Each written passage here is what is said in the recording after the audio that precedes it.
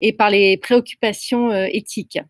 Nous avons vu aussi comment Pinterest permet de mettre en valeur les actions des marques pour inspirer et pour susciter l'achat. Je vous donne d'ores et déjà rendez-vous jeudi 17 septembre à 10h30 pour le troisième et dernier webinaire de cette semaine, Pinterest avec stratégie, sur le thème du voyage.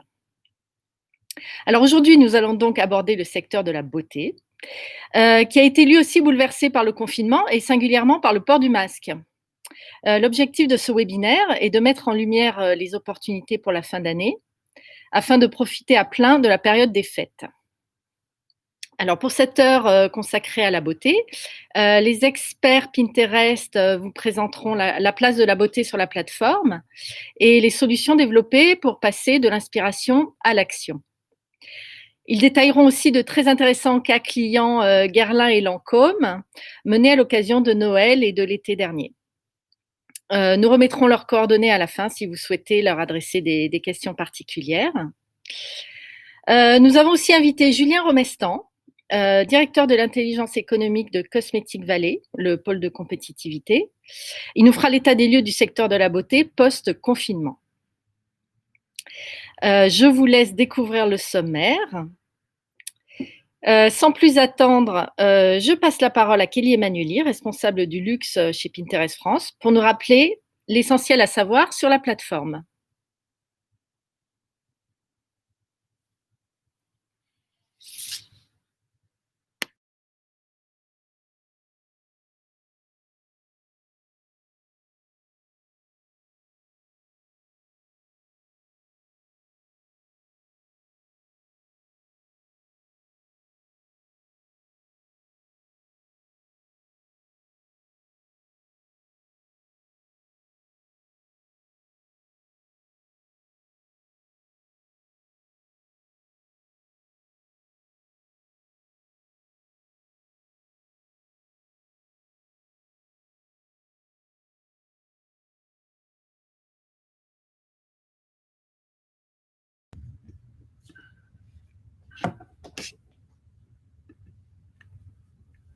Est-ce que vous m'entendez? Désolée, petit souci micro.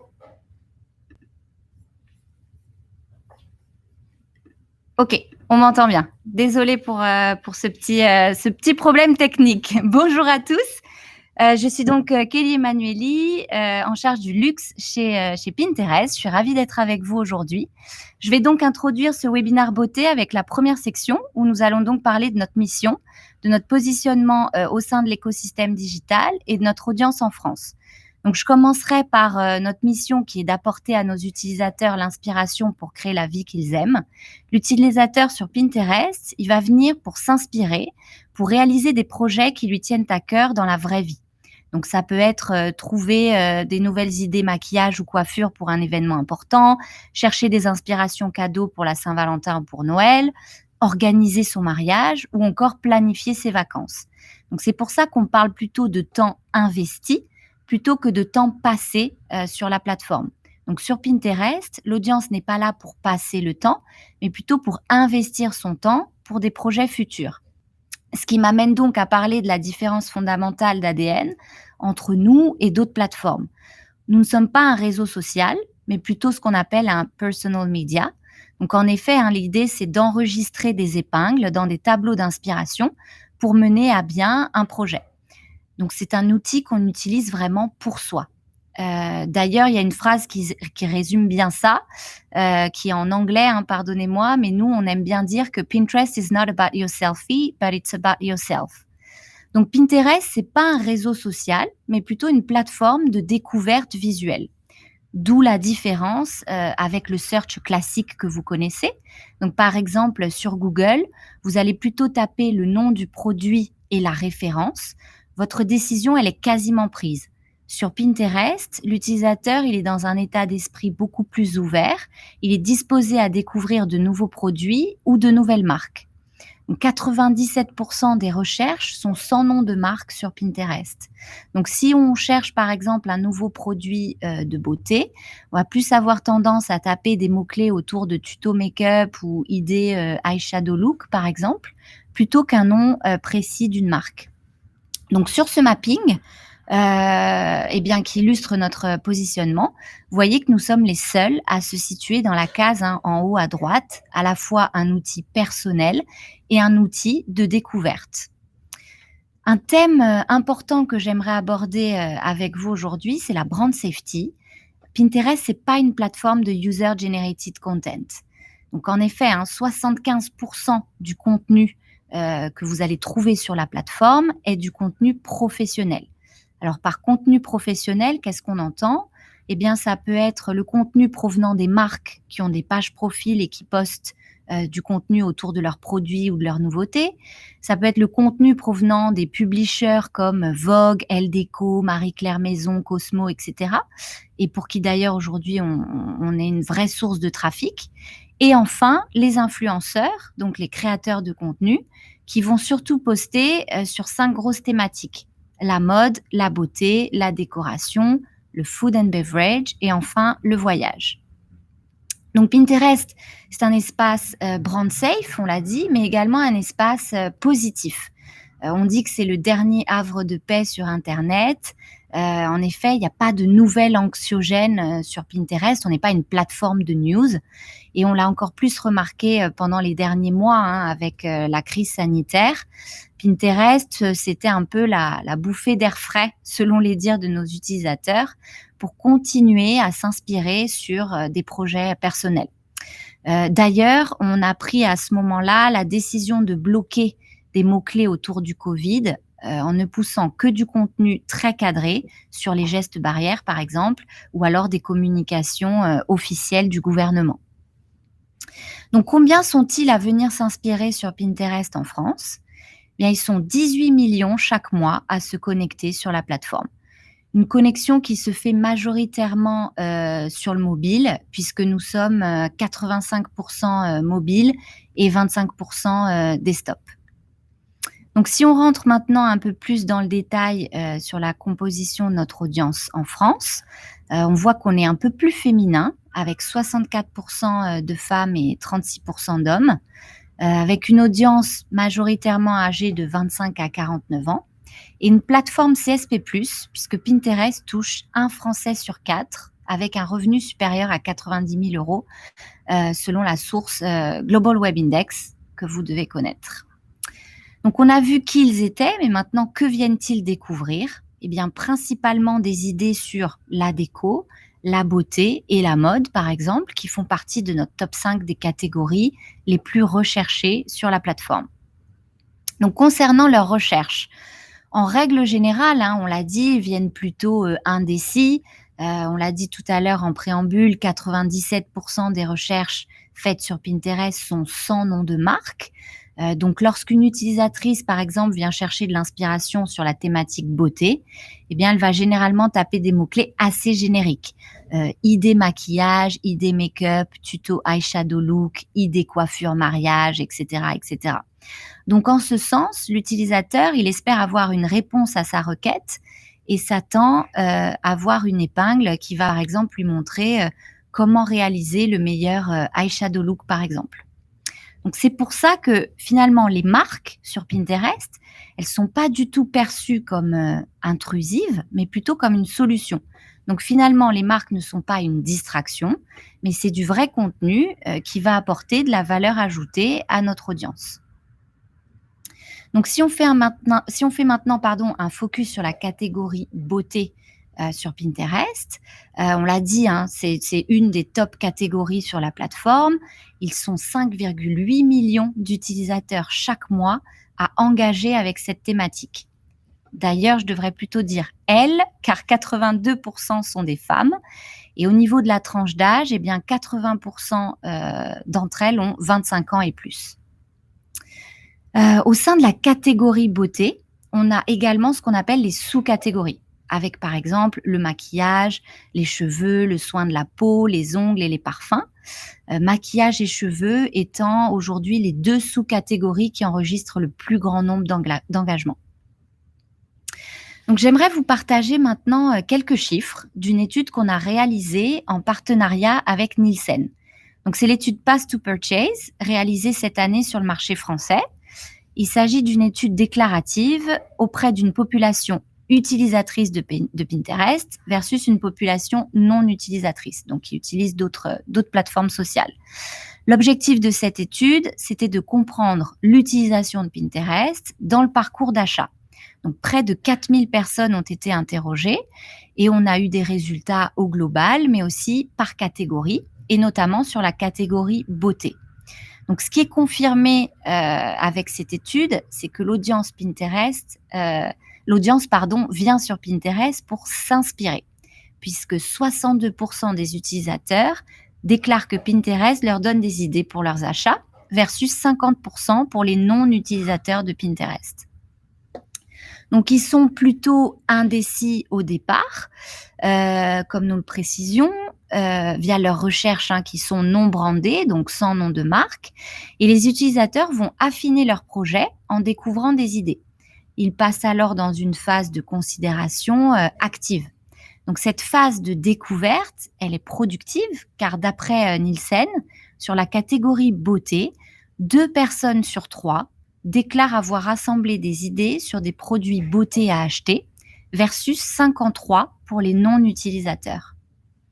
Et donc, après cette phase de découverte, les utilisateurs passent à l'action. Donc, en effet, parmi les utilisateurs français de Pinterest ayant acheté un produit beauté sur les 3 derniers mois, 54% ont été influencés par Pinterest sur leur dernier achat beauté, versus 39% pour les non-utilisateurs. Et 55% d'entre eux déclarent que Pinterest les a aidés à essayer un nouveau look beauté, versus 39% pour les non-utilisateurs. Donc voilà pour quelques insights beauté qu'on peut vous partager. Pascal, je vous laisse maintenant la parole pour présenter le prochain intervenant. Merci à tous. Merci Kelly. Alors, pour mieux cerner les enjeux de la beauté post-confinement, nous avons convié Julien Romestan, directeur intelligence économique de Cosmetic Valley. Cosmetic Valley, c'est un pôle de compétitivité basé à Chartres qui représente l'essentiel des acteurs du parfum et des cosmétiques en France. Vous avez fait une étude sur les conséquences du Covid-19 sur l'industrie. Julien, je vous laisse présenter cette étude. Oui, bonjour à tous. Merci à Pinterest et Stratégie de m'avoir convié à ce webinaire. N'hésitez pas dans le chat animateur à me dire si on perd en qualité, je couperai ma caméra, mais bon, c'est toujours un peu plus sympa de se voir. Donc une présentation en 2 temps, un rapide retour sur la crise et l'impact du confinement et comment on s'est adapté à cette crise. Et puis ensuite, post-Covid, comment cette crise finalement a accéléré des tendances émergentes qui sont devenues des signaux forts, des signaux faibles qui sont devenus des signaux forts et des nouveaux usages qui se sont installés. Donc si on peut voir sur la slide suivante. Voilà, donc le confinement et cette pandémie du Covid a été avant tout un stress mental pour beaucoup de consommateurs, beaucoup de personnes, donc des actualités morbides en continu, plus d'interaction sociale, augmentation de la sédentarité puisqu'on pouvait plus sortir de chez soi, donc un impact direct sur le corps avec une augmentation du poids, et puis plus de professionnels de beauté, de coiffeurs, d'esthéticiennes. Donc baisse de l'estime de soi, voilà, on se sentait pas forcément bien dans sa peau. Et puis un climat un peu dépressif qui s'installe, voilà, augmentation du poids, baisse de la fréquence de lavage, moins de rasage, moins de parfum, moins de maquillage. Donc vraiment un stress mental qui s'installe. Donc face à ça, rapidement, il a fallu s'adapter. Donc tout d'abord, un boom sur l'hygiène et la santé, voilà, sécurité et santé en priorité. On est attaqué par le virus, donc les gestes barrières s'installent. Le savon, alors c'est des sources NPD là au niveau des chiffres. Le savon plus 198%, le gel hydroalcoolique GHA, pareil un gros boom. Les lingettes également pour décontaminer les surfaces et puis tout ce qui va être vitamines pour essayer de booster l'immunité, qui connaissent vraiment un boom. Et puis la cosmétique, on se rend compte que c'est aussi une industrie nécessaire puisqu'elle va permettre d'intervenir en support émotionnel et de retrouver un certain bien-être. Donc vu qu'on est bloqué à la maison, on va chercher des parfums d'intérieur pour se sentir bien chez soi, masquer les odeurs, parce on cuisine plus chez soi aussi. Le soin est une consolation, une routine rassurante. Voilà, on va retrouver davantage le soin du corps, la belle néothérapie, voilà, prendre des bains pour se détendre, euh, se, se- avoir le soin des mains aussi pour compenser la sécheresse du gel hydroalcoolique. Et puis, on va faire tout ce qui va être autour du bien-être, voilà, aromathérapie, sport, méditation. Et puis, ça a été vraiment l'essor du do-it-yourself, puisque comme on l'a vu sur la slide d'avant, plus de coiffeurs, plus de professionnels. Donc, on va le faire soi-même, à domicile. Donc les tutos beauté explosent sur comment se couper les cheveux soi-même, comment voilà les ventes de teinture capillaire malgré les fermetures de points de vente. Alors sur les fermetures de points de vente, on est à une baisse de 93% sur les points de vente physiques. Même le e-commerce en France n'arrive pas à prendre la relève il y a des problèmes sur la distribution, la mise en place des gestes barrières dans les bureaux de poste. On l'a tous vécu, voilà, les colis n'arrivent pas.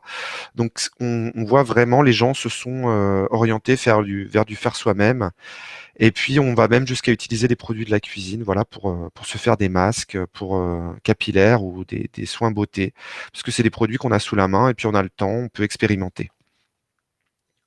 Donc, sur la slide suivante, on va commencer à aborder les tendances post-Covid. Donc, la grande nouveauté finalement voilà, c'était une nouveauté imposée, c'est que désormais on doit vivre masqué. Ça a un fort impact sur la peau puisqu'on a un effet de serre au niveau du visage. Ça séquestre l'air chaud qu'on exhale. Donc ça séquestre le sébum, ça bouche les pores. On a du frottement avec le masque, des irritations, de la sécheresse cutanée. C'est une vraie gêne pour les barbus, ça tire sur les poils. On a ce qu'on appelle la tendance masque-nez qui émerge. Donc, c'est une contraction de masque et d'acné. Voilà, tous ces effets font qu'on a en fait de l'acné qui se met sur la zone contact du masque. Et pour arriver à compenser cette acné qui est fort désagréable, on va aller sur une hydratation renforcée du visage et des lèvres, mais aussi ce qu'on recommande, c'est de se brosser régulièrement les dents, parce que forcément on postillonne dans le masque quand on parle. Voilà, c'est toutes ces bactéries qu'on peut mettre sur les masques et qui peuvent aussi générer de l'acné. Donc là, vous avez deux exemples d'industriels qui se sont adaptés. Le premier, c'est Procter & Gamble avec la marque Olay. Donc voilà, qui dit mask on, mask nez off. Voilà, c'est pour vous montrer un peu l'utilisation de ce nouveau mot. Et puis en dessous, vous avez les Coréens qui ont été très réactifs également avec Dr Jart qui lance des patchs à mettre sur les imperfections. Donc sur la slide suivante, on va voir que le maquillage a été vraiment très impacté également. C'est la catégorie qui a été le plus en berne avec le parfum, mais vraiment là, le maquillage est impacté durablement puisqu'on a alors là, les sources, c'est toujours NPD Group. C'est moins 54% entre mars et mai, avec principalement voilà le maquillage visage, le maquillage des yeux et le rouge à lèvres. Voilà, toutes les catégories ont été impactées, principalement le rouge à lèvres. Voilà, parce que pourquoi continuer à se maquiller la bouche alors qu'on la voit plus? Et puis, on voit que le maquillage yeux est un peu moins impacté parce que finalement, la zone regard est ce qui reste visible. Donc, on va chercher davantage à maquiller la zone du regard. Et puis, on a ce problème de masques qui sont souillés par le fond de teint. Voilà, tout se transfère sur le masque. Donc, on va chercher des produits sans transfert et avoir des fonds de teint waterproof, haute tenue et sans transfert. Alors depuis le déconfinement, voilà, la tendance est à moins 6,3% avec, comme je vous l'ai dit, plus sur le rouge à lèvres toujours en baisse et les maquillages yeux qui sont un peu plus recherchés. Donc sur la slide suivante, voilà, la vague hygiéniste, on l'a vu déjà pendant le Covid, finalement ça s'installe, donc peur d'être contaminé. Donc on va chercher des solutions où on va activer les produits sans les mains. Donc ça va être avec les pieds pour, on l'a vu pour les colonnes de gel hydroalcoolique. On va soit avoir des choses à détecteur de mouvement, soit des pédales qu'on va pouvoir activer avec le pied. En point de vente, ça va surtout impacter les testeurs. On ne partage plus les testeurs avec tout le monde. Donc voilà, on va aussi avoir des paiements sans contact, voilà, ou des échantillons, parce que puisqu'on n'a plus de testeurs, il va falloir distribuer des échantillons aux clients. Et puis surtout finalement ces surfaces où ça va être une recherche d'ingrédients antibactériens et surtout antibactériens naturels. Voilà, vous avez des noms d'huiles essentielles et de plantes qui ont connu un boom de leur consommation selon Ecovia Intelligence. Ah oui, j'ai oublié de mettre la source, j'en suis désolé. Voilà, pendant le confinement et même post-confinement, ce sont des choses qui sont extrêmement recherchées. Donc sur la slide suivante, on va voir que finalement, tous ces effets renforcent l'attrait du numérique. Le e-commerce est en moyenne en hausse de 50% dans beaucoup de pays, pas seulement en France. Certains pays étaient plus préparés, comme la Chine ou les États-Unis, sur des infrastructures e-commerce. On va également aller finalement, on voit que le télétravail s'installe et ça va aussi être le cas pour les conseillers beauté. On va faire de la téléconsultation. Là, vous avez un visuel de chez Caudalie, voilà, qui montre Caudalie a beaucoup développé la téléconsultation, le live streaming également, voilà, tous ces formats un peu live, online. La réalité augmentée, notamment pour le maquillage, tous ces miroirs, voilà, où on va pouvoir voir l'application du maquillage sans forcément s'appliquer le maquillage. Et puis sur ces aspects un peu numériques, les livraisons par drone, il y a eu des tests qui ont été faits par Coty et Walgreens aux USA.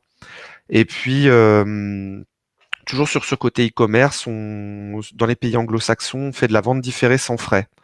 Voilà, donc c'est des tendances qui s'installent.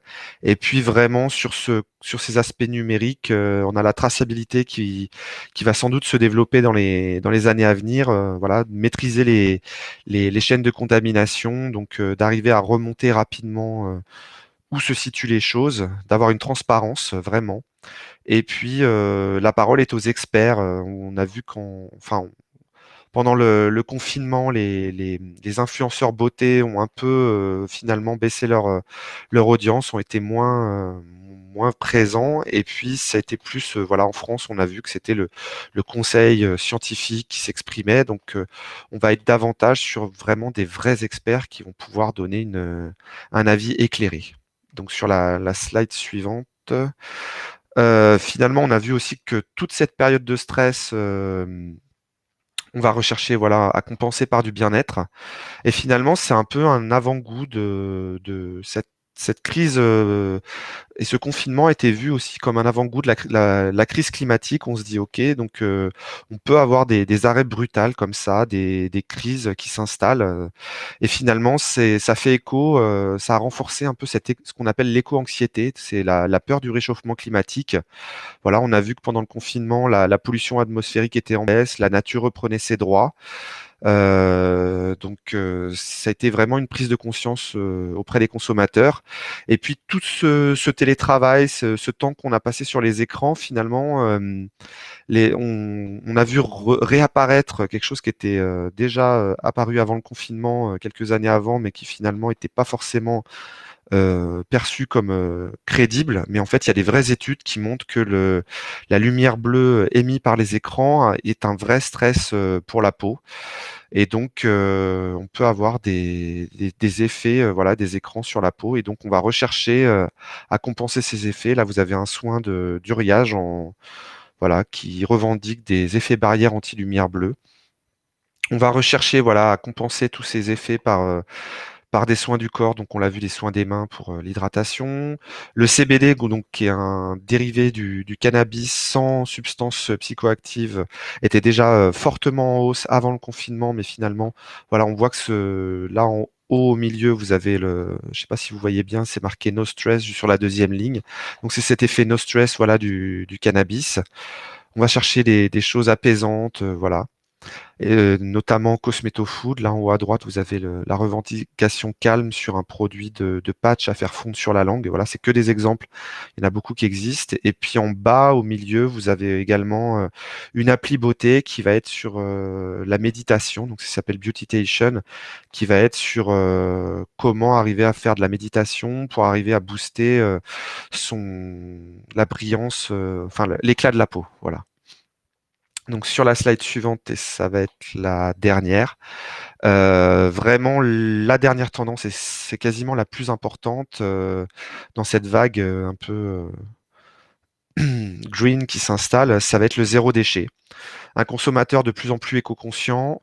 On va chercher voilà, vraiment à avoir un impact sur l'environnement le plus faible possible. Et moi, ce que je vois émerger en tant que sur la veille en signaux faibles et qui va sans doute devenir un signal fort dans les 10 prochaines années, c'est même d'avoir un impact positif. C'est-à-dire que on va chercher à compenser les émissions carbone du passé et à séquestrer du carbone par son acte de consommation pour arriver à voilà, finalement dire mon acte de consommation ne nuit plus à l'environnement.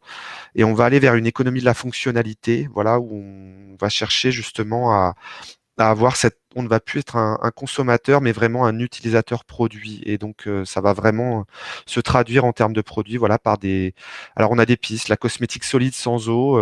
Si on n'a plus d'eau, finalement, et on utilise l'eau chez le consommateur, on a une réduction du poids, donc une réduction de l'impact carbone. Ça a des vrais enjeux pour la profession, puisqu'il va falloir qu'on aille chercher un sensoriel qui soit acceptable pour cette cosmétique. Les emballages rechargeables et le vrac ont vraiment, voilà, sont vraiment des pistes qui sont recherchées par le consommateur. Ce qu'on voit, on jette son emballage. Donc finalement, c'est vraiment les piliers de l'économie circulaire. On va chercher à réutiliser les choses en re-remplissant. Tout ce qui va être sourcing local, on l'a vu, il y a eu beaucoup de consommation. On va chercher à sourcer près de chez soi pour éviter les ruptures d'approvisionnement. Des formules courtes, des produits bio et vegan, et puis aussi des achats engagés. Voilà, on va chercher à avoir un achat avec un don à une cause. Donc bah, voilà, c'est tout pour moi. Je vous remercie de votre attention. N'hésitez pas, si vous avez des questions, voici mes coordonnées mail. Et je repasse la parole à Pascal. Merci Julien pour ce point très complet. Donc effectivement, on rappelle vos coordonnées pour pouvoir revenir vers vous pour plus de détails. Nous pouvons passer maintenant à la troisième partie de ce webinaire, saisir les opportunités du second semestre. J'accueille Valentin Noto, responsable de la beauté, et Thomas Guy, Measurement Partner chez Pinterest France, qui vont vous présenter des cas pratiques autour des temps forts de l'année et qui vont aussi nous parler de la mesure chez Pinterest. C'est à vous. Merci Pascal. Je laisse la parole à Valentin qui va introduire cette partie. On m'entend correctement? Très bien. Parfait. Bonjour à toutes et à tous et encore merci Julien pour le partage de ces tendances. Alors, ce sont des tendances que l'on retrouve également côté Pinterest lorsque l'on analyse notamment de façon macro le contenu consommé par nos utilisateurs, mais également les recherches qui sont effectuées. La volonté de plus de naturalité, de transparence, de produits éco-responsables étaient déjà des tendances bien ancrées en 2019. Néanmoins, on peut voir que l'engagement de nos utilisateurs sur ces sujets s'est considérablement accéléré depuis quelques mois. On est très attentif à ces insights qui peuvent être des signaux faibles ou des signaux forts, car ce sont en partie eux qui nous permettent de guider au mieux les marques avec lesquelles nous travaillons et de les accompagner dans leur prise de parole sur Pinterest. Alors justement, concernant la prise de parole sur Pinterest et en préambule de cette partie, revenons quelques instants sur quelques fondamentaux du marketing. Lors de la construction d'un plan marketing, les marques vont s'attarder sur le parcours du client afin d'identifier les interactions possibles sur l'ensemble de son parcours, donc de la phase d'inspiration, je fais découvrir mon produit ou ma marque, jusqu'à la phase d'acte d'achat, j'achète le produit, en passant par la phase de considération. Pour accompagner ce cheminement et cette prise de décision, on a développé de la même manière chez Pinterest tout un panel de solutions qui va répondre à chaque étape du parcours client et à chaque objectif marketing associé. Donc, notre objectif sera d'accompagner les marques à choisir les bons formats, le bon ciblage, la bonne temporalité sur chacune des phases du parcours du client. Alors, sur les prochaines minutes, on va vous parler des meilleures pratiques à adopter pour répondre au mieux à chacune de ces phases, en nous appuyant notamment sur des cas concrets de marques qui ont su tirer profit de Pinterest. Donc, pour présenter ces cas, comme le disait Pascal, je serai accompagné de Thomas, notre measurement partner, qui va notamment s'attarder plus spécifiquement sur la partie mesure de performance, puisque notre rôle n'est pas simplement d'accompagner les marques sur la mise en place de leur prise de parole sur Pinterest, mais également de mesurer concrètement, post-campagne, l'impact de ces campagnes en matière de notoriété et ou de vente. Alors, commençons par le cas Guerlain. Donc, Kelly le mentionnait tout à l'heure, nos utilisateurs viennent s'inspirer sur Pinterest afin de réaliser une multitude de projets plus ou moins structurants. Et parmi ces projets, la préparation des temps forts calendaires occupe une place qui est non négligeable, avec à chaque fois des pics d'engagement assez importants sur les semaines, voire les mois qui les précèdent. Donc, on sait que nos utilisateurs souhaitent préparer et réussir ces moments qui leur tiennent à cœur. Donc, ça peut être notamment entre autres des inspirations d'attention pour la Saint-Valentin, ça va être également des idées de cadeaux pour la fête des mères ou la fête des pères, de l'inspiration de maquillage ou de look pour un mariage, ou encore la préparation de Noël. Noël est sans doute l'un des temps forts calendaires les plus attendus par nos utilisateurs. On sait que nos utilisateurs sont des planificateurs et que ce phénomène est particulièrement marqué sur Noël. À titre d'exemple, on vous a mis là sur la slide, en France, en 2019, ils étaient 24% plus susceptibles de planifier et de commencer leurs achats de Noël avant novembre par rapport aux non-utilisateurs. Et cette tendance est confirmée cette année et c'est même accéléré puisque les premières recherches autour de Noël sur la beauté ont démarré dès le mois de juin. Point extrêmement important, on sait que nos utilisateurs ne se contentent pas uniquement de s'inspirer et de chercher des idées sur cette période. On observe également une hausse significative des conversions dès le début du mois d'octobre. Donc ça, c'est un élément qui est à garder en tête, notamment si vous êtes e-commerçant, pour associer à vos campagnes le bon objectif sur cette période. Plus spécifiquement sur la beauté, il est aussi intéressant de regarder attentivement les recherches qui sont effectuées par nos utilisateurs sur cette période.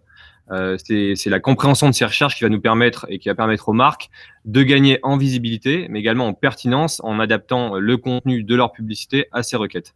Donc, grâce aux exemples mentionnés sur cette slide, on peut en tirer plusieurs enseignements. Le premier, c'est que ces recherches concernent l'ensemble des sous-catégories beauté. Donc, on retrouve les cheveux, les ongles, le maquillage. Donc, c'est l'opportunité pour une marque de cosmétiques de jouer à la fois sur l'ensemble des sous-catégories, mais éventuellement aussi sur la complémentarité qu'il peut y avoir sur vos gammes de produits. Par ailleurs, on voit également que les principales recherches effectuées ne comportent pas de nom de marque. Donc, Kelly le mentionnait tout à l'heure, elle l'a même mentionné 2 fois parce que c'est un point qui est extrêmement important, mais 97% des recherches effectuées sur la plateforme ne contiennent pas de nom de marque. Donc, c'est pour vous, en tant que marque, l'opportunité de prendre la parole très tôt dans le parcours d'achat du client, lorsque les utilisateurs commencent leurs recherches, sont en phase d'intention active et à l'écoute des marques. Donc, je laisse désormais la parole à Thomas qui va vous présenter comment justement Guerlain a su tirer pleinement profit de cette période de Noël sur la campagne La Petite Robe Noire. Merci Valentin. Donc effectivement, fort de tous ces insights, Guerlain a activé Pinterest avec comme objectif d'accroître la notoriété de La Petite Robe Noire en misant sur un ensemble de créas qu'on va voir sur la slide suivante et avec des résultats très, très positifs. 50 millions, plus de 50 millions d'impressions. On va juste revenir sur la slide précédente juste pour voir l'ensemble des bonnes performances, donc 50 millions d'impressions. Et j'ai envie d'ajouter surtout le CPM le plus compétitif versus les autres plateformes digitales sur cette campagne, puisque plusieurs plateformes étaient activées et Pinterest a eu le CPM le plus compétitif. Alors, vous savez qu'on peut également mesurer l'impact de vos campagnes sur un certain nombre d'items de marque, et notamment le ad recall, qu'on appelle Pin Awareness chez Pinterest, via des brand lifts, qu'on peut mesurer soit via Kantar ou soit sur des solutions first party. Et ici, on avait un impact de plus 23% sur le ad recall grâce à la campagne, donc attribué à la campagne La Petite Robe Noire.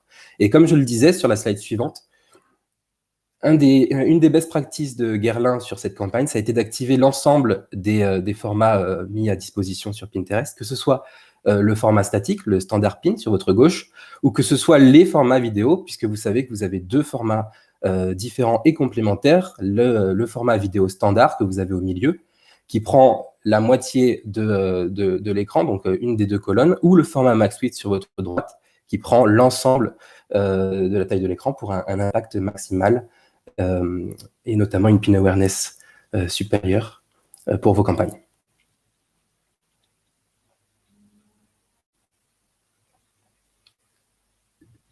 Maintenant, Valentin va vous parler du cas Lancôme qu'on va dérouler ensemble. Exactement. Merci Thomas pour le partage du cas Guerlain. Donc avant de te redonner la parole, simplement quelques mots de contexte sur L'Oréal et sur ce cas Lancôme.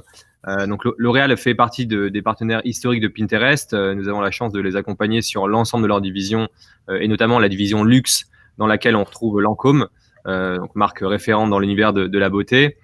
Donc Lancôme a récemment lancé Happiness Shot, qui est un nouveau format 15 000 litres de l'iconique parfum La Vie est Belle. C'est un format qui se veut nomade, donc parfaitement adapté à la période estivale. Et le rôle de ce format, il est double. Il est à la fois de fidéliser les consommatrices de La Vie est Belle, donc avec un cœur de cible majoritairement situé surtout au-dessus de 35 ans, mais également de recruter une cible plus jeune. Donc, c'est parfaitement en phase avec notre audience, puisque comme le mentionnait aussi également tout à l'heure Kelly, on a, nous, de notre côté, un cœur de cible sur Pinterest, sur la partie beauté, plutôt entre 25 et 49 ans. Côté campagne, c'était leur première prise de parole après l'effet des mers. Donc, c'était une campagne qui était extrêmement tactique pour la marque, avec des KPI précis sur lesquels on va, avec Thomas, s'attarder. Le premier enjeu, c'était un enjeu de reach, donc à savoir comment la marque va réussir à toucher un maximum de personnes. Et le deuxième enjeu, c'est un enjeu de visibilité. Là aussi, pour s'assurer que non seulement on touche un maximum de personnes, mais également s'assurer que le contenu soit à la fois vu et mémorisé afin de travailler la préférence de marque. Donc Thomas, je te laisse nous en dire un peu plus sur les résultats et la mesure de cette campagne. Tout à fait, sur la slide suivante. Donc, on va voir, effectivement, comme le dit Valentin, un des enjeux vraiment importants, c'est de regarder au-delà du reach la visibilité de vos campagnes. Je vais insister dessus dans les slides qui viennent. Et sur cette campagne avec Lancôme et ses Happiness Shot, on avait une viability, donc une visibilité des contenus et notamment des contenus vidéo de 53% au sens MRC. Je vais revenir sur le détail de la mesure MRC, mais il s'agit donc de vidéos qui sont vues pendant 2 secondes minimum sur 50% des pixels disponibles. Et c'est un vrai enjeu très très important au-delà du reach de regarder, de considérer votre reach visible. On va y revenir. À cela, évidemment, s'ajoute donc un CPV très compétitif à 1 centime. Et donc, je vous parlais des brand lift à l'instant. Ici, on est sur une solution Pinterest Brand Lift, donc first party. Et on avait 2 très bons résultats, que ce soit sur la product awareness, donc la notoriété directe associée au produit et associée à la campagne, plus 10%, et le souvenir mémoriel de la campagne, plus 68%. Donc de très bons résultats significatifs sur cette campagne en commun. À partir de la slide suivante, ce que je vous propose, c'est de se poser la question ensemble du reach et de cette redéfinition du reach, notamment au regard de l'importance de la visibilité lorsque vous allez vous intéresser à la question du reach. Et notamment, on va essayer de voir ensemble pourquoi c'est très très important de vous poser ces questions pour vous en tant que marque.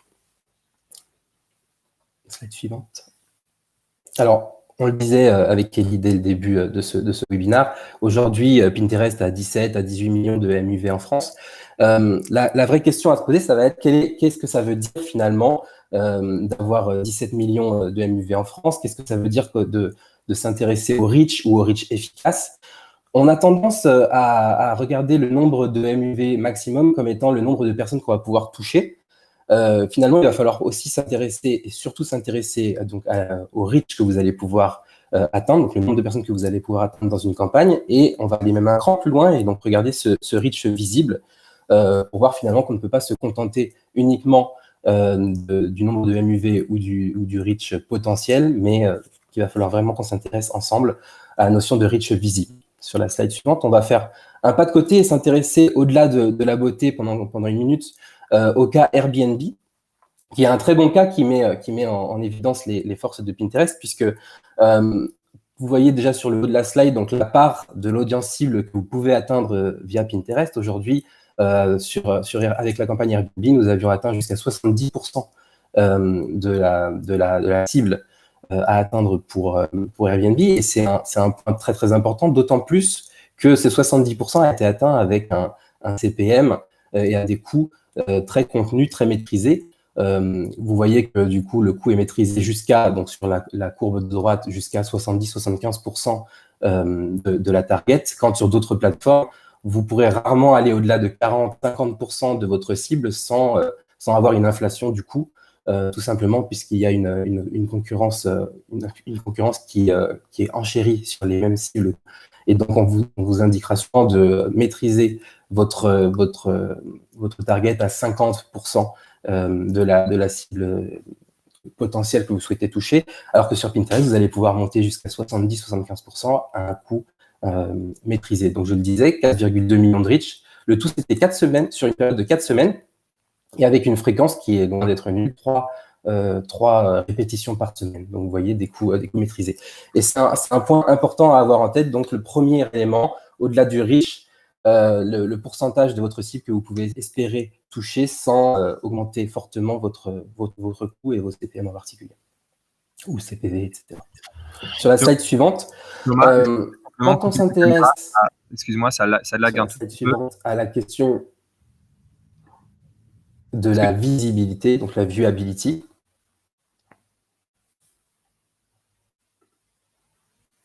Merci.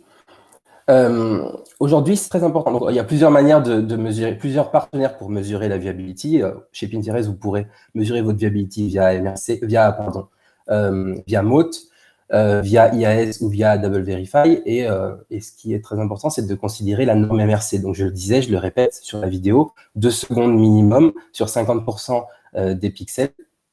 Et j'insiste également sur la notion de visibilité par un humain et non pas par un bot, qui est également mesuré par le MRC, et donc que ce soit via Moat ou via nos autres partenaires. Le point à avoir en tête, c'est que lorsque aujourd'hui vous comparez ces résultats aux benchmarks, dans les benchmarks, on a des inventaires qui sont aussi bien forcés, par exemple à 5 secondes, notamment sur YouTube, où vous avez parfois des inventaires qui sont forcés pendant 5 secondes. Et effectivement, lorsque vous mesurez sur 2 secondes, comme je le disais, effectivement, à 5 secondes, vous avez la garantie que votre contenu est vu. Donc, nous, on a voulu aller un cran plus loin et regarder, comparer nos performances à des inventaires qui sont non forcés sur des plateformes comparables. Donc, nous avons réalisé cette étude avec GroupM sur des campagnes qui avaient aussi bien activé Pinterest que d'autres plateformes donc non forcées. Et donc, c'est une vraie avancée. On est ravis de voir de constater et de pouvoir démontrer que Pinterest a une viability aujourd'hui au sens MRC sur les vidéos 3 fois supérieure à la moyenne des plateformes mobiles comparables au sein d'une même campagne. Vous voyez donc sur votre droite un taux de viability, de visibilité de 56% pour Pinterest en moyenne sur 5 campagnes que nous avons mesurées, comparé à 19% pour les autres plateformes. Donc, un vrai point fort à avoir en tête, au-delà du reach, donc cette visibilité 3 fois supérieure. Sur la slide suivante, on va voir également que nous avons la possibilité, notamment via Kantar et via les Brand Lift Surveys que nous menons donc avec Kantar, au-delà des impressions et de la visibilité de vos impressions, de regarder et de considérer également sur une base individu, donc le nombre de personnes que vous allez pouvoir toucher et qui vont voir votre contenu. Donc aujourd'hui, on est ravis de pouvoir vous montrer ces résultats. On a un viewable reach en moyenne sur 42 campagnes et sur 2 ans, menées sur plusieurs pays. Et donc sur la base des brand lifts que nous avons menés, 82% aujourd'hui des personnes que vous touchez via des individus, des utilisateurs que vous touchez via vos vidéos, 82% vont voir vos vidéos. Donc c'est vraiment un élément très très important à mettre au regard donc de la visibilité que je viens de vous montrer. Et finalement, sur la slide suivante, lorsqu'on combine l'ensemble de ces dimensions, Pinterest finalement apparaît clairement comme une solution particulièrement pertinente pour vous et surtout compétitive au regard du viewable reach au sens MRC. Donc, c'est-à-dire que si on prend une taille d'audience, imaginons que vous souhaitez toucher l'ensemble des femmes de 18+ sur Pinterest, on pourrait regarder d'abord la taille d'audience. Et effectivement, on a aujourd'hui une taille d'audience qui est peut-être inférieure à d'autres plateformes. Mais finalement, si on regarde la question du reach et a fortiori la question du viewable reach, donc je reviens sur cette question de 80%, donc ce qui nous ferait passer de 5 millions à 4 millions, Finalement, vous pouvez toucher de manière effective et de manière efficace davantage de personnes grâce à vos contenus vidéo sur Pinterest à un coût maîtrisé par rapport à d'autres plateformes. Finalement, alors oui, plusieurs éléments pour expliciter ces résultats. Effectivement, donc Kelly le disait, Valentin a insisté également dessus. Donc l'intention, l'usage et le contexte avec lequel les utilisateurs de Pinterest viennent sur la plateforme. Donc on le répète, effectivement, un besoin de s'inspirer et donc un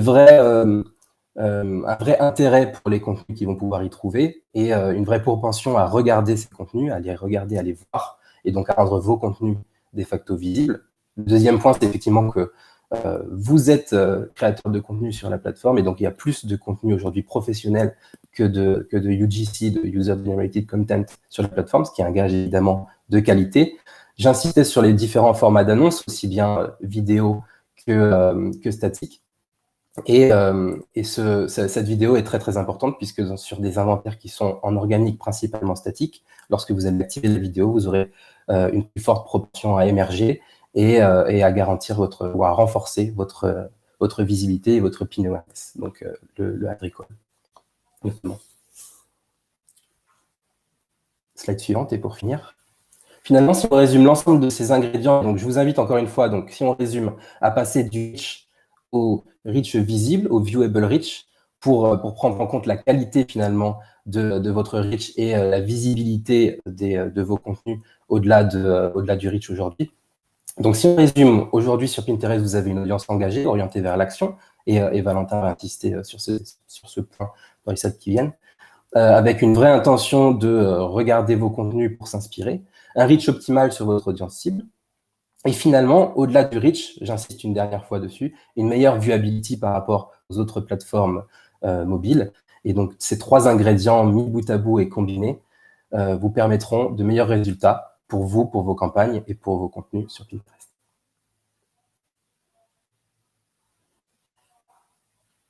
Merci beaucoup.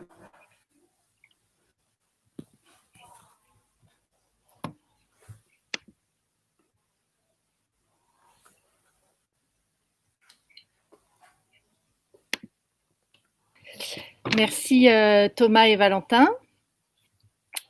Pour conclure ce webinaire,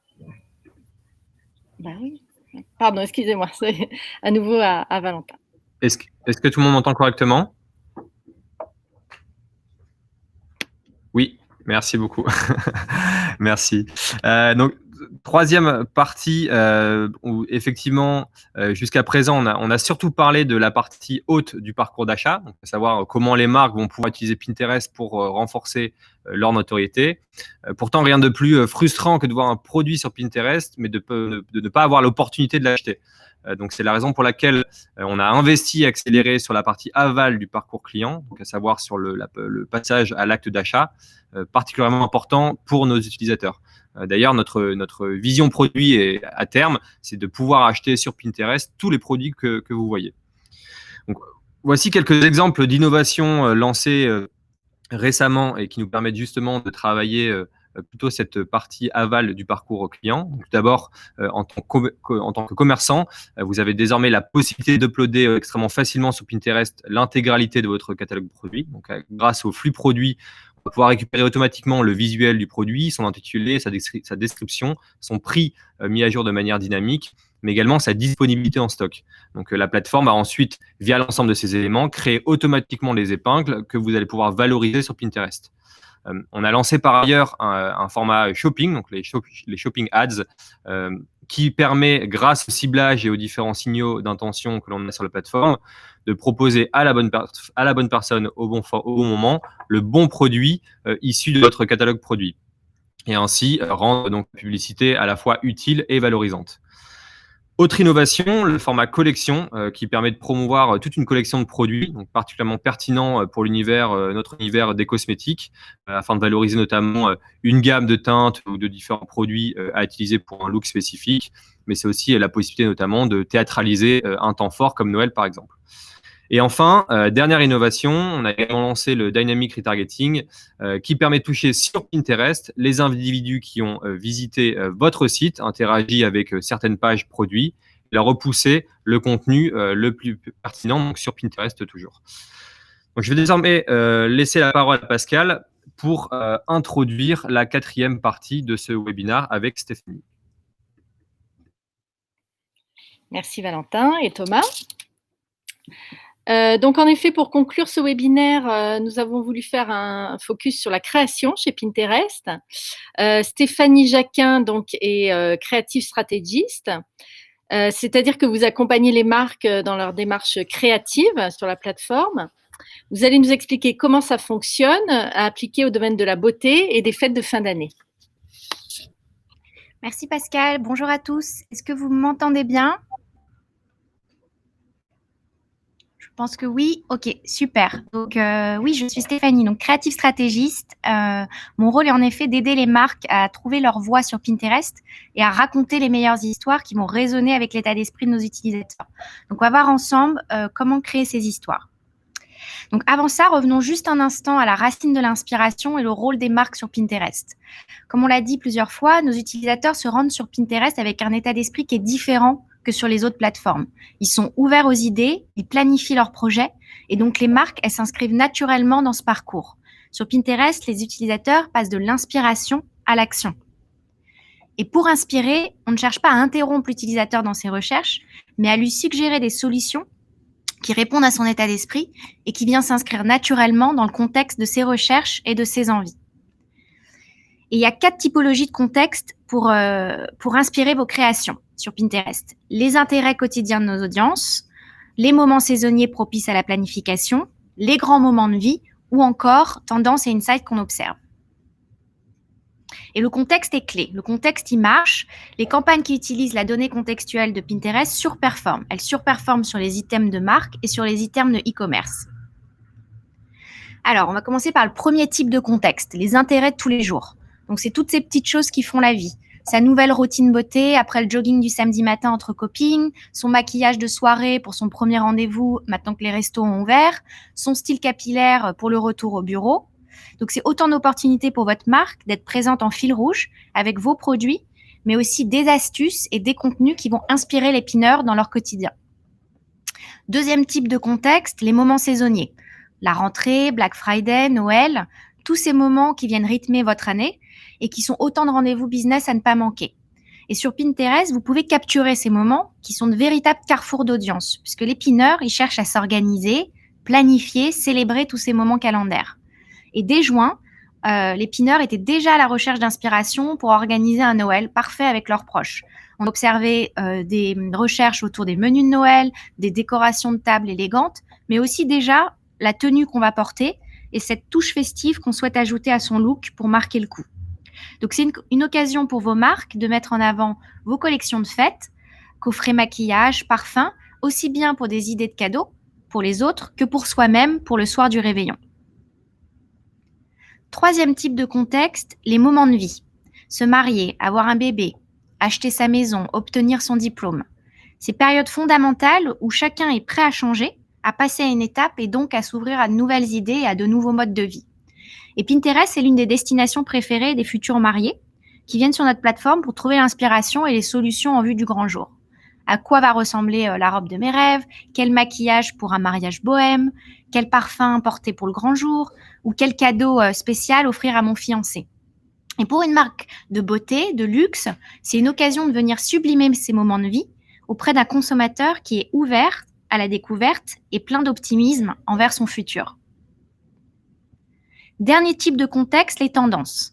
Donc sur la gauche, vous pouvez voir une des tendances de notre étude des top 100 tendances qu'on observe chaque année dans le monde et le grand retour des années 90, que ce soit des défilés de mode aux appareils rétro. Au fur et à mesure que les milléniums vieillissent, ils revivent leurs souvenirs d'adolescents, pendant que la génération Z, elle découvre pour la première fois la culture des années 90, pensez Stranger Things, et elles apportent sa propre touche aux tendances de l'époque. Donc si vous deviez créer une campagne demain, vous pourriez par exemple promouvoir vos produits make-up pour un look 90 à reproduire facilement chez soi. Donc, on vient de voir ensemble comment les marques sur Pinterest nourrissent l'inspiration des utilisateurs et les aident à donner vie à leurs projets. Comment les marques peuvent être perçues comme des solutions et vos publicités comme des contenus. Et pour créer ces solutions, il y a une formule, ni magique ni secrète, mais une formule qui fait la force de Pinterest qu'on appelle the Pin Equation. Et cette équation, elle prend en compte 3 données. Un insight consommateur, un moment calendaire et un bénéfice produit. Et si vous avez ces 3 éléments en main, vous avez une idée de campagne qui y répond. Alors, je vous propose d'essayer ensemble 2 ou 3 pin équations. La première équation, elle commence par un insight que vous connaissez bien. Les yeux sont de retour. Donc, dans un monde masqué, notre regard, c'est notre expression individuelle la plus forte. Et cet insight se retrouve dans les recherches sur Pinterest via des tips et des trends make-up. Donc, un insight, on mise tout sur le regard. Un moment évident et pas toujours facile en maquillage, l'automne. Et l'occasion produit de mettre en valeur l'étendue de vos gammes avec des couleurs fard à paupières ou mascara un peu hors du commun et qui collent à la saison. Comme ça, afin de pouvoir offrir à défaut d'offrir un sourire, offrez un regard lumineux, chaleureux pour un automne un peu particulier. Deuxième équation, deuxième insight. Cette fois-ci, on part du côté des consommateurs conscients qui recherchent du soin de leur peau, mais aussi de leur être et de leur planète. Donc, les tendances do-it-yourself au zéro déchet, zéro émission sont les grandes tendances gagnantes de cette crise. Donc, si on part de ces consommateurs plus conscients, le nouvel an sera particulier. Entre résolution personnelle et attente des résolutions de leur marque référente, c'est l'occasion parfaite et nécessaire d'une campagne de marque pour réaffirmer ses valeurs. Et l'une d'elles, la consommation plus raisonnée ou comment réduire son impact facilement. Ne pas racheter un produit avec son emballage, sa bouteille, son empreinte carbone, mais recharger directement son produit préféré. Recharger sa fondation, recharger son parfum, recharger son vanity et se recharger soi-même pour que 2021 démarre sur de meilleures bases. Et une dernière petite équation pour la route autour du conseil. Donc, nos peaux, nos cheveux, nos besoins et nos valeurs sont individuels et uniques. Et le besoin en conseil et d'accompagnement dans nos routines beauté ne s'arrête pas devant nos écrans, bien au contraire. Le besoin de personnalisation, il continue sa progression et il s'amplifie avec la baisse de fréquence des magasins, des visites en magasin. Donc, offrir du conseil toute l'année, c'est permettre de naviguer à travers vos gammes larges, par exemple avec un skin advisor personnalisé, un advisor digital qui permet de transformer votre force de conseil au sein de Pinterest, soit directement face à vos prospects. L'activation qui peut être en always on, qu'on peut travailler aussi en format interactif, comme on le verra dans un instant. Donc, on a vu ensemble 3 exemples de pin équations qui reprennent tous la même formule. Un insight capté par la data Pinterest, un moment ciblable sur notre plateforme et un bénéfice produit qui est propre à vos marques. Le tout pour créer une campagne sur mesure. Donc, quand nous parlons de personnalisation sur Pinterest, nous avons mis les moyens pour qu'elle soit réelle. Aujourd'hui, sur Pinterest, vous pouvez chercher des images selon vos teintes de peau. C'est une force search visuelle inégalée, réellement personnelle et qui vous permet d'être à un niveau de match marque-contexte qui est inédite dans le secteur de la beauté. Donc, c'est une opportunité pour vos marques d'adresser vraiment les besoins de tous vos consommateurs au travers de vos gammes et d'une stratégie de contenu diversifiée. Donc, maintenant, on a parlé beaucoup d'idées et de comment les créer ensemble. Et si on les faisait vivre maintenant en mode immersif, avec des expériences digitales immersives que nous, on appelle les pin extensions. Pin extension, c'est un format interactif qui invite l'utilisateur à plonger dans votre univers tout en restant sur Pinterest. Et ce format, il fonctionne bien pour une histoire de marque, des tutos, une démo produit ou encore des recommandations personnalisées. On a 8 unités et de nombreuses possibilités créatives. Alors, on va jeter un coup d'œil rapidement sur quelques-unes de ces possibilités pour le secteur de la beauté. Donc, comme on le disait tout à l'heure, nos peaux, nos cheveux, nos besoins en beauté sont uniques. Alors, si vous pouviez apporter votre expertise aux pineurs pour les conseiller sur les produits qu'il leur faut, dans un format conversationnel, comme le ferait un conseiller en magasin. Et ce degré d'interaction et de personnalisation, il est possible grâce à notre nouveau format chatbot au sein d'un pin extension. Et maintenant, on se projette sur Noël et cette fameuse liste de cadeaux qu'on a tous arrêté de faire après avoir découvert que le Père Noël n'existait pas, mais qu'on rêverait de réintroduire dans nos familles qui sont souvent en manque d'inspiration ou juste parfois de bon goût. Et si vous pouviez du coup aider les pineurs à recevoir le cadeau de leur rêve cette année, en les invitant à créer leur wishlist sur une sélection de produits de vos marques qu'ils peuvent enregistrer dans un tableau sur Pinterest, puis partager avec leur famille. Une wishlist visuelle, digitale et super pratique puisqu'on peut la commander en un clic. Et pour finir ensemble cette session créative, en teaser, on va parler de réalité augmentée avec une option organique pour vos marques directement intégrée dans la caméra de l'application Pinterest et qui permet aux utilisateurs d'essayer vos rouges à lèvres puis de les acheter en un clic. C'est une option qui est déjà disponible aux États-Unis et qui devrait arriver sur le marché français d'ici la fin de l'année. Voilà pour aujourd'hui, c'était rapide. J'ai essayé de tenir en 10 minutes. J'espère que je n'ai pas été trop vite, que ces idées vous ont inspiré. Et on serait ravis avec mon équipe de travailler avec vous pour imaginer et créer les meilleures histoires pour vos marques sur notre plateforme. Et une dernière petite chose, pour une dose d'inspiration, si vous avez votre application Pinterest avec vous, vous pouvez scanner ce logo et vous aurez accès à toutes les meilleures campagnes en référence de créativité sur notre tableau de Creative Strategist. Voilà. Bonne journée à tous. Merci beaucoup, Tiffany. Donc, vous le voyez, il y a beaucoup de possibilités de jouer avec l'univers Pinterest et encore d'autres fonctionnalités à venir. Donc, merci à tous et toutes pour votre écoute. Donc, nous avons essayé de répondre à quelques questions en direct sur le chat. S'il y a d'autres questions, on essaiera d'y répondre directement. Sinon, on peut redonner les coordonnées de l'équipe Pinterest peut-être pour adresser des questions particulières. Donc, je vous rappelle que vous recevrez dans la journée la présentation en PDF. Il y aura aussi un compte-rendu des 3 webinaires donc, que nous menons pendant une semaine avec Pinterest dans stratégie, papier et digital. Donc voilà, écoutez, très bonne journée à tous et merci encore pour votre écoute.